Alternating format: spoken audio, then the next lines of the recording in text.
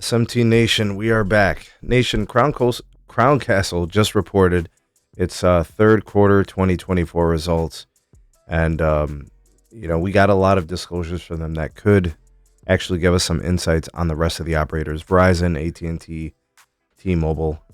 We do kind of know what Crown Castle does for them, right? They build tower sites, they build small cells, and then, the big network operators, they lease space on there. And that's how they build out their networks with partners like Crown Castle. Anyways, there's some important news out of this quarterly report from Crown that's going to be very telling about what the carriers are up to. So the first thing we want to mention out of the news was Crown Castle is abandoning 7,000 small cell builds.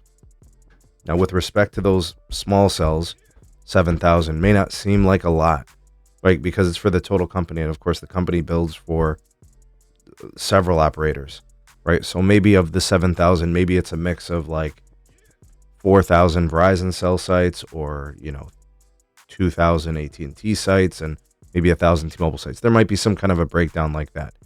But I think it goes to show you that this is a company that is being very, very careful on what they're building and cost and capital investment, right? They're basically saying with this move, when I read through some of the commentary, is they're being very calculated about how much they build, where they build, and things of that nature. Specifically, where these 7,000 small cells were canceled are considered to be greenfield builds, high-cost markets, places with issues with zoning and permitting delays.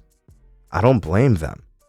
It's expensive enough to get real estate for cell sites, get things cleared and getting permits and all that. And then just to have more obstacles and things being more expensive and time consuming, it just doesn't make sense. I don't blame them.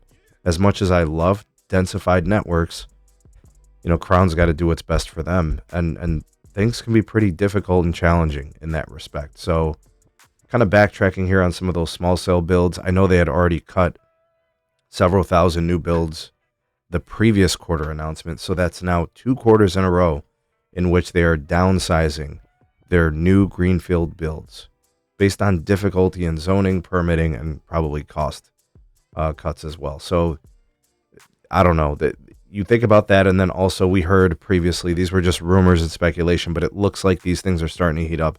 Crown Castle wants to possibly sell its fiber. Some of it, I don't know. So this makes you think about what Crown Castle is actually trying to do. Are they trying to sell some of their sites? Are they trying to sell some of their fiber? They might be trying to raise some cash flows. They may have some activist investors that are kind of trying to shake things up, make them a leaner company, make them a company with more free cash flows. That could be what's happening here. But I will tell you guys, the future is all about network access. The future is all about infrastructure access. And Crown Castle is one of those companies. So I don't feel like Crown should be irrational. I don't think they should do anything crazy or outlandish. Maybe there's some downsizing. Maybe there's some selling they could do, but I wouldn't do too much, right? This is a company that I think is invested well, and their future is pretty bright. Anyways, tell me what you guys think about all this. They still got stuff to do, right? C-band builds, small cell builds, things of that nature. I mean, there's work to be done for the carriers. And shout out to Yara, who's yelling at me. So let's end the video there. We'll see you guys on the next video. Peace.